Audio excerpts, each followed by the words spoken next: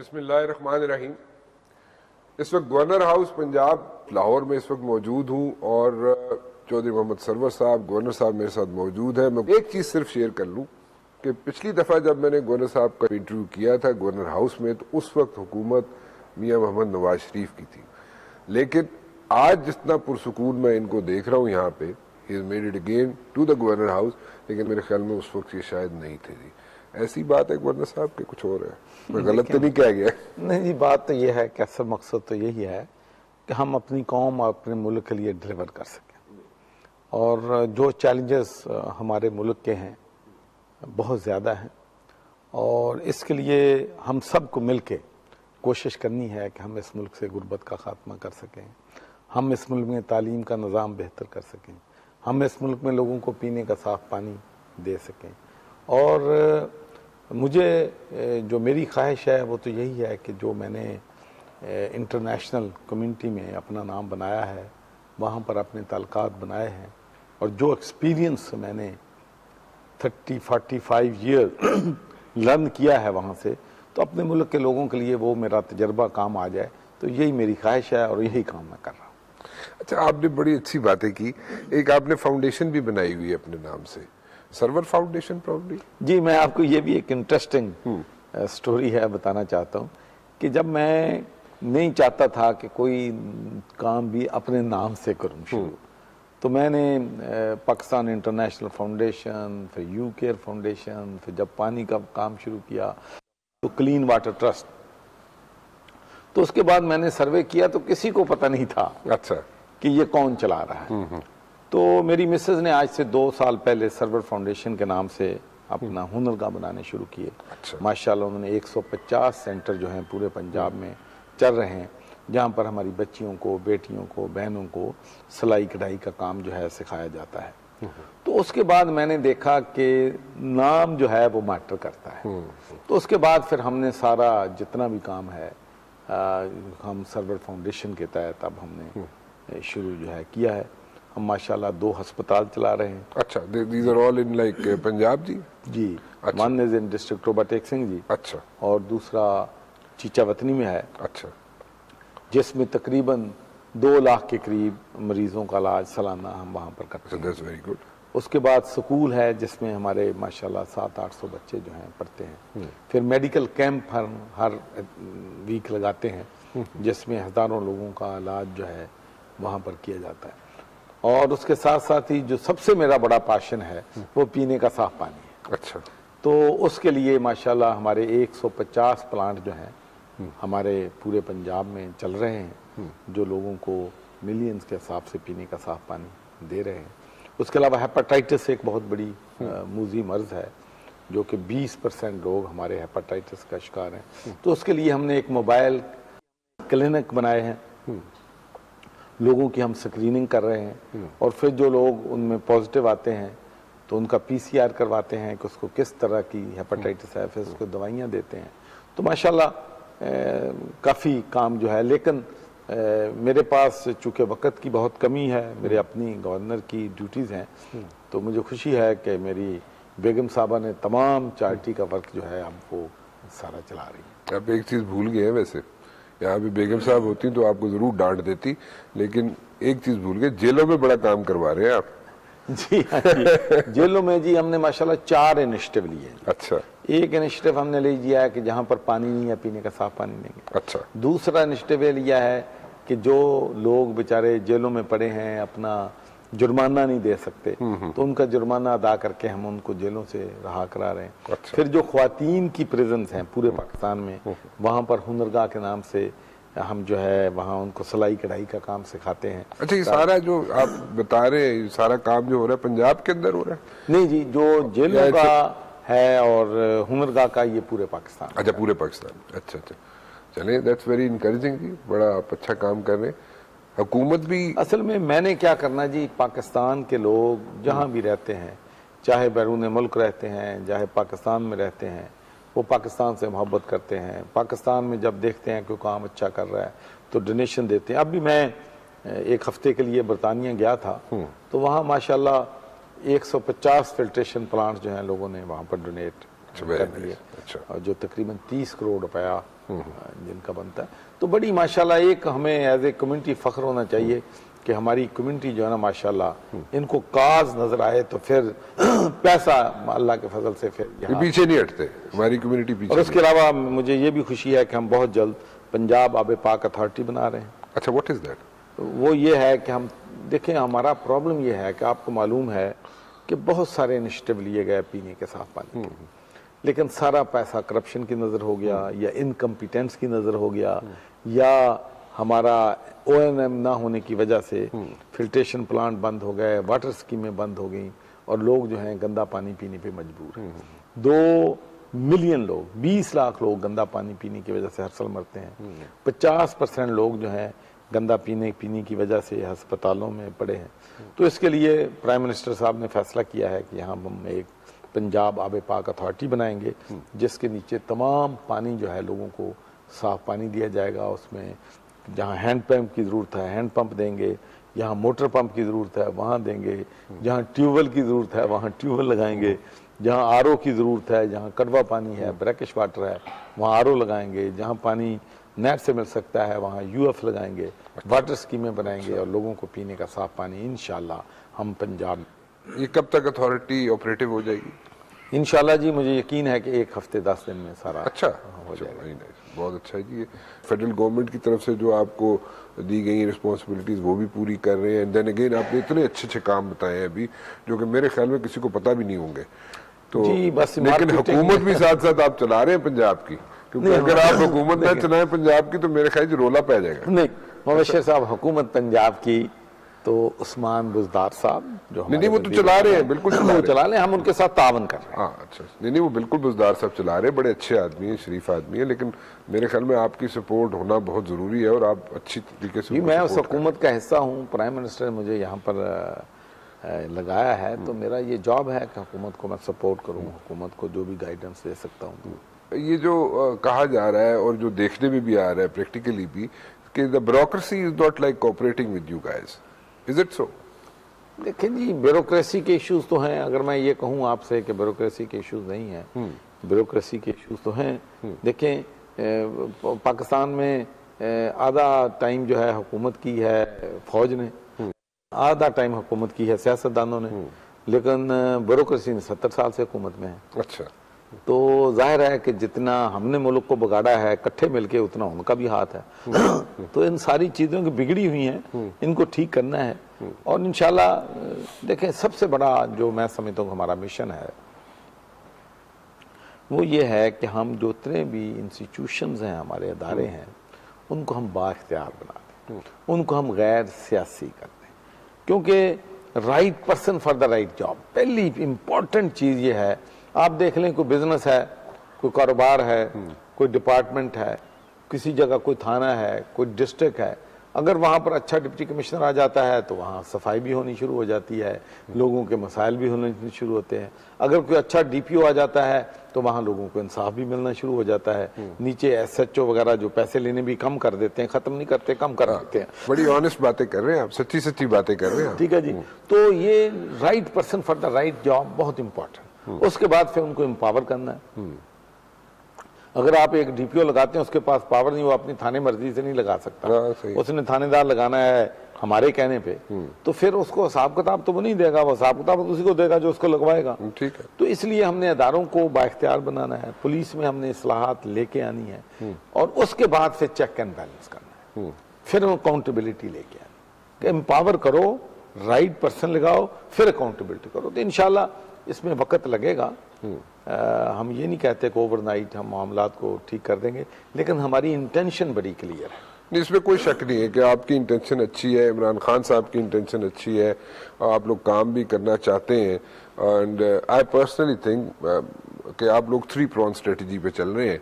You have a long term strategy, you have a mid term strategy, लेकिन जब हम short term strategy की बात करते हैं तो शॉर्ट टर्म स्ट्रेटजी के trickle down effects as such हमें नजर नहीं आ रहे। देखिए मैं अर्ज करूँ, 2 पॉसिबिलिटीज हैं। मैंने जैसे पहले किया कि हमने सोचा कि आते ही हम पुलिस रिफॉर्म जो है भरपूर तरीके से करते हैं, लेकिन जब हमने देखा कि पुलिस के पास जितनी पावर हैं उस पावर से ही लोगों का जीना उन्होंने मुश्किल किया हुआ है। अगर और पावर देंगे विदाउट एनी अकाउंटेबिलिटी तो मसले मसाइल पैदा हों। तो इसलिए हमने ये रूट अडॉप्ट किया है कि हम स्लोली ये रिफॉर्म्स लेके आएंगे, लेकिन हमारा जो अल्टीमेट गोल है वो यही है कि अदारे हम बाख्तियार बना दें और अदारे इतने बाख्तियार हों कि अकाउंटेबिलिटी वो हमारी उस वक्त करें जब हम इख्तिदार में। अगर अदारे आज़ाद हो जाएं तो हमारे मुल्क के बहुत से मसाइल जो हैं हल हो जाएंगे।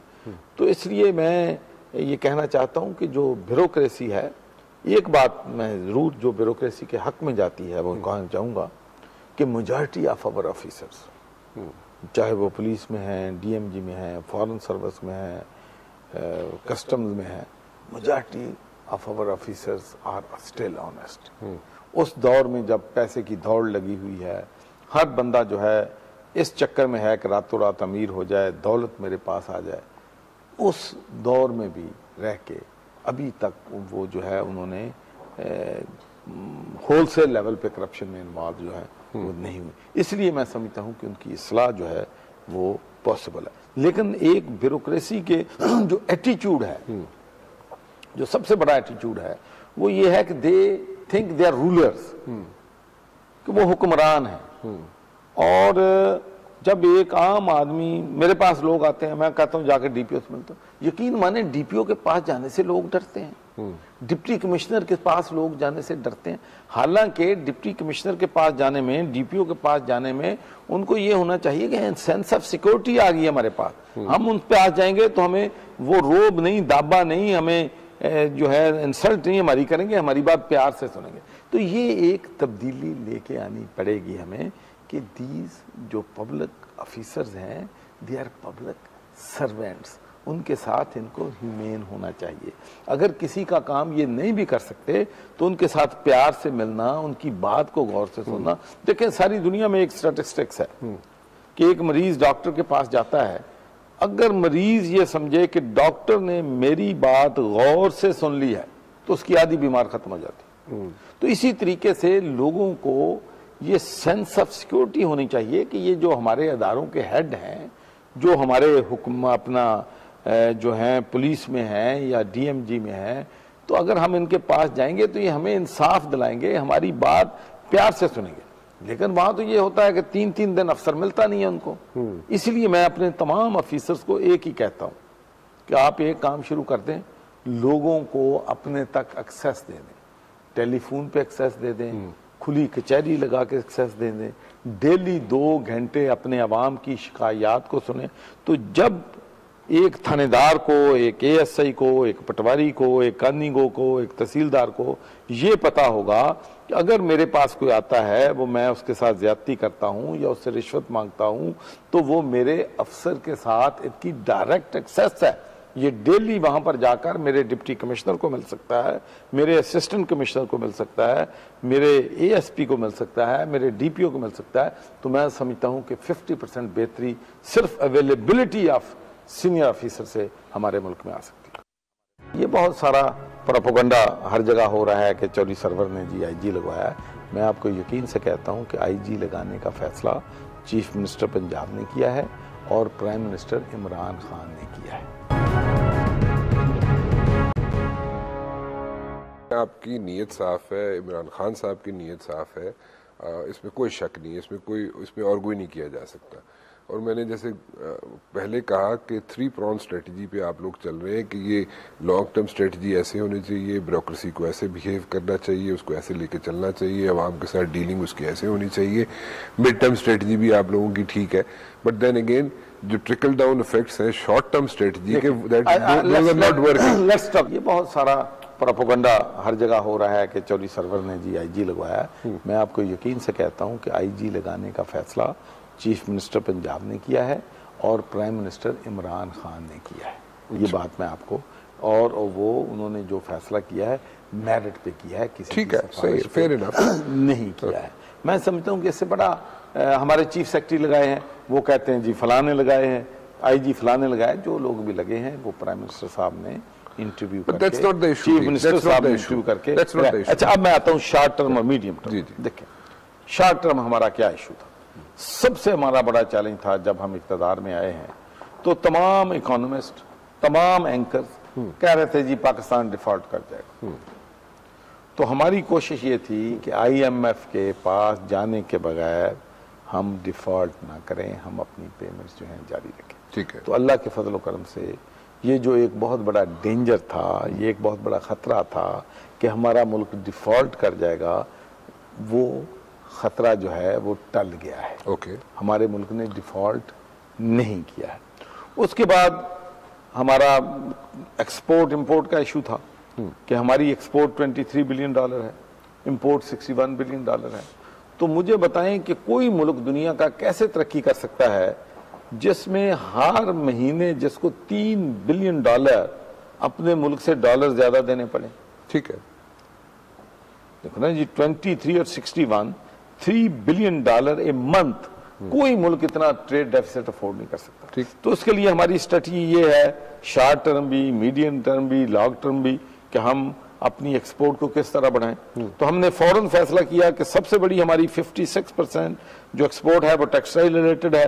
तो हमने गैस की कीमतें जो एक्सपोर्ट जोन है उसके लिए कम की, बल्कि आधी कर दी, जिससे अब इंशाल्लाह आप देखेंगे कि सैकड़ों हमारी टेक्सटाइल मिलें, कपड़े की मिलें जो बंद पड़ी हैं, इंशाल्लाह वो काम करना शुरू कर देंगी। जब काम करना शुरू करेंगी तो लाखों बेरोजगार जो लोग हैं। साहब, डोमेस्टिक कंज्यूमर को आपने जो गैस की कीमतें हैं उसकी, तो जिसका 2000 रुपए बिल आता था पिछले महीने, उसको तो 1 लाख रुपए बिल आना शुरू हो गया। नहीं, इतना मेरे ख्याल में जुल्म नहीं, ये तो बिल है ना, हमने तो नहीं बनाए, ये तो हमने तो नहीं बनाए। नहीं, उसमें कोई और इशू होगा, लेकिन मेरी सुने, इसमें कोई शक नहीं है कि कीमतें बढ़ी हैं, लेकिन जब अदारे नुकसान कर रहे हो तो हमने इंडस्ट्री को भी ख्याल रखना है, हमने अपनी एक्सपोर्ट जो है वो भी बढ़ानी है। तो उसके लिए सैक्रिफाइसेस तो हमें देनी पड़ेंगी। देखें, ये मुल्क पिछले 70 सालों से एडहॉक बेसिस पे चल रहा है। कहते हैं आज का दिन निकाल लो, कल को कल निकाल देखेंगे। ठीक है जी। तो अब हम ये चाहते हैं कि हम इसकी मुल्क की इकानमी को, इस मुल्क की मईशत को बहुत मजबूत बुनियादों पे रखें, ताकि हमारी आने वाली जनरेशन जो है या हमारे बाद आने वाली हुकूमतें जो हैं, हम उनके लिए एक अच्छा पाकिस्तान, एक प्रॉस्परस पाकिस्तान, एक रिस्पेक्टेबल, बहुत अच्छी बात है गवर्नर साहब। बट द पॉइंट इज कि जो बैठा हुआ है यहाँ पे, बिजनेस कम्युनिटी कराची में बैठी हुई है, उसका कॉन्फिडेंस शटर हुआ हुआ है, वो बिल्कुल हाथ पांव खड़े करके बैठी हुई है।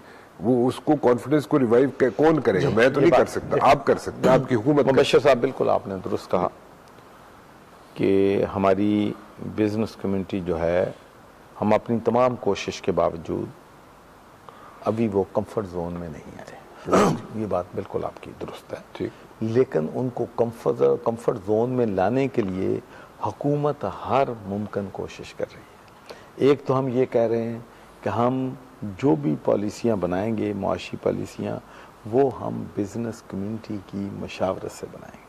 देखें, दुनिया में जितने भी मुल्कों ने तरक्की की है, जहाँ भी खुशहाली आई है, उसमें बिजनेस कम्युनिटी का लीडिंग रोल है।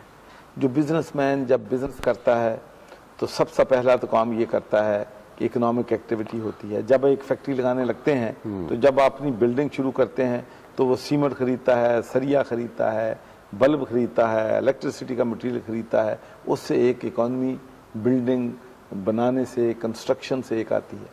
उसके बाद जब वो मैन्युफैक्चरिंग करनी शुरू करता है तो वो जॉब क्रिएट करता है।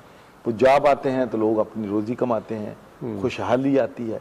और उसके बाद फिर अपनी लोकल मार्केट को वो पूरा करता है, फिर उसके साथ साथ वो एक्सपोर्ट करता है। तो ये इकोनॉमिक एक्टिविटी है। This is the key to the success of any country.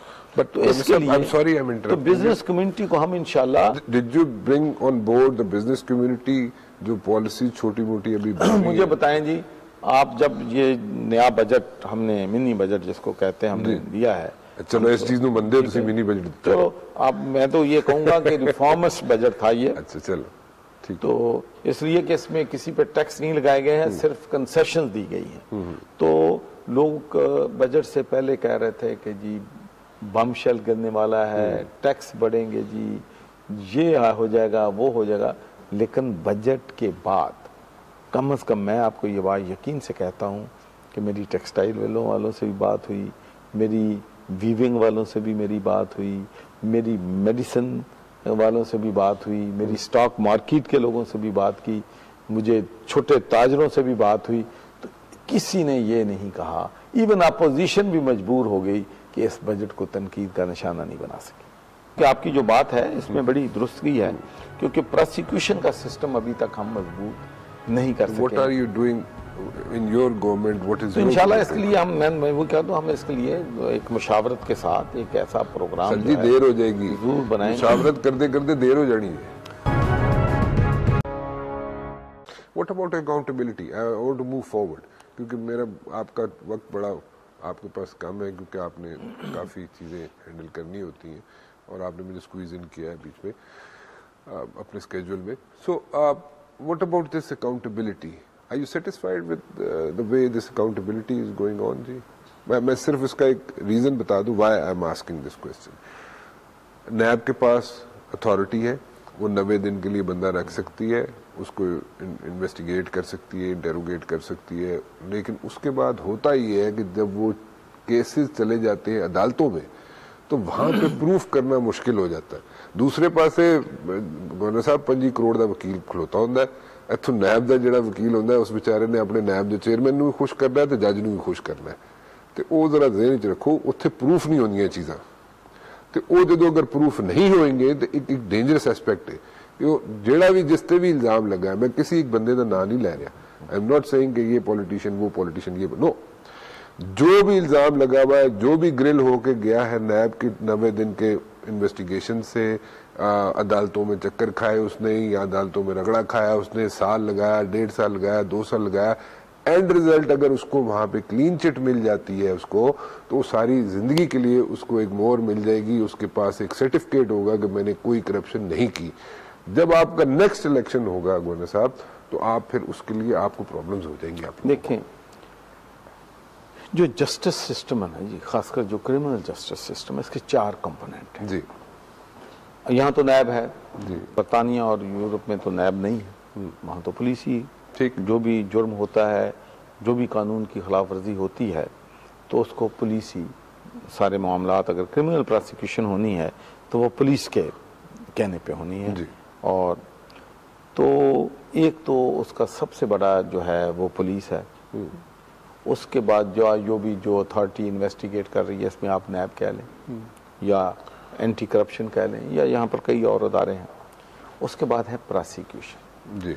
Pakistan में प्रोसिक्यूशन जो है उस पे कभी किसी हुकूमत ने तवज्जो नहीं दी, इसलिए इवन जब सुप्रीम कोर्ट के जजेस ये कहें, अपने फैसलों में लिखें कि 90% केसेस जो हैं नाकश तफ्तीश की वजह से और नाकस प्रोसिक्यूशन की वजह से लोग जो हैं क्विट हो जाते, फिर इसका मतलब जो मैं बात कर रहा हूँ आपके सामने तो बिल्कुल आपकी जो बात है इसमें बड़ी दुरुस्तगी है, क्योंकि प्रोसिक्यूशन का सिस्टम अभी तक हम मजबूत नहीं कर सके। What are you doing in your government? What is तो your इंशाल्लाह policy? इसके लिए मैं वो कहता हूँ, हम इसके लिए एक मुशावरत के साथ एक ऐसा प्रोग्राम सर जी देर हो जाएगी, जरूर बनाएंगे। मुशावरत करते करते देर हो जानी है, फिर ओवरनाइट हम क्या करें भाई, बड़े अच्छे ड्राफ्ट बनाए आप ही की देखिए, हुकूमत मेरी ने, सुने, आपकी हुकूमत ने बड़े अच्छे ड्राफ्ट हम बना लेंगे, लेकिन हमारे पास 2/3 मेजॉरिटी ना पंजाब में है ना हमारे पास मरकज में है।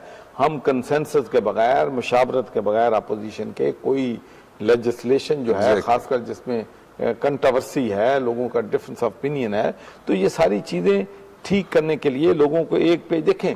अब एक बात तो अच्छी है ना, हर बंदा कहता है ये एहतसाब होना चाहिए, पीपल्स पार्टी वालों से पूछो वो भी कहते हैं एहतसाब होना चाहिए, नून वालों से पूछो वो भी कहते हैं एहतसाब होना चाहिए, तहरीक इंसाफ वालों से कहें वो भी, जमात इस्लामी से पूछें, जिस किसी पॉलिटिकल पार्टी से पूछें, किसी कौम से पूछें, किसी बच्चे से पूछें, सिविल सोसाइटी से पूछें, हर बंदा कहता है जी इस मुल्क में करप्शन बहुत ज्यादा है, एहतसाब होना चाहिए, अकाउंटेबिलिटी होना चाहिए, जिन लोगों ने इस मुल्क को लूटा है। तो मैं समझता हूँ कि एक अवेयरनेस तो आई है और इस अवेयरनेस लाने में इमरान खान का एक बहुत बड़ा किरदार है। इमरान खान ने करप्शन के खिलाफ 22 साल जो है वो जो जद्दोजहद की, करप्शन, तो कम से कम अब करप्शन का इशू पाकिस्तान में हाईलाइट हुआ है और टॉप एजेंडे पे है। लेकिन अब सवाल ये है कि जो अपना एहतसाब है वो अक्रॉस द बोर्ड है, वो बिला तफरीक है, वो बिला इम्तियाज है। ये हम सब ने इंश्योर करना है, सबको इंश्योर करना चाहिए कि हम किसी एक पॉलिटिकल पार्टी को या किसी एक खानदान को या किसी एक ग्रुप को, कत्तन पाकिस्तान तहरीक इंसाफ का मंशूर नहीं है कि हम किसी एक ग्रोह को, एक ग्रुप को, एक जमात को निशाना बनाएं। हम ये कहते हैं कि अदारों को मजबूत करें, अदारे एहतसाब करें, सबका एहतसाब करें। गवर्नर साहब, मैंने जो आपसे आपकी जो मैंने निशानदेही जिस तरफ कर रहा था, आपने एक अहम इशू की तरफ निशानदेही की है। मेरी गुजारिश सुन लीजिए। मैं ये कह रहा हूँ कि आपकी गवर्नमेंट ने, आपके लॉ मिनिस्टर ने, फेडरल लॉ मिनिस्टर ने बहुत अच्छे ड्राफ्ट बनाए हुए हैं। उसी की तरफ आप भी गए बाद में कि वो अप्रूव कैसे होंगे, पास कैसे होंगे लोअर हाउस से अपर हाउस से, वहां पे आपकी मेजॉरिटी नहीं है। माई क्वेश्चन इज कि when you don't have majority over there, you have done your job, ठीक है। जहां तक आपने ड्राफ्ट बनाने का ताल्लुक था, बहुत अच्छे ड्राफ्ट बनाए फरोग नसीम ने, लेकिन उसको इम्प्लीमेंट तो उसी वक्त ही किया जाएगा ना जब वो पास होंगे।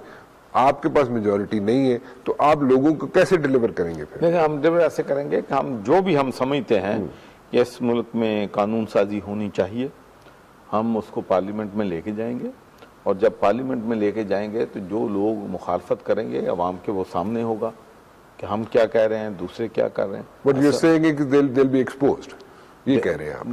And I tell you some of the, it is not the question के हर जो पार्टी है उसमें हर बंदा ही गलत है। बहुत से लोग हैं, मैं आपको बता दूं, दूसरी पॉलिटिकल पार्टीज में जो भी समझते हैं, बिलीव करते हैं इस बात के कि अगर इस मुल्क को चलाना है, इस मुल्क ने तरक्की करनी है, इस मुल्क में खुशहाली लानी है, इस मुल्क में जॉब क्रिएशन करनी है, अच्छे अस्पताल बनाने हैं, अच्छे स्कूल बनाने हैं, गुर्बत को खात्मा करना है, तो हमें करप्शन के खिलाफ सबको मुत्तहिद होना ठीक है, सही, फेयर इनफ।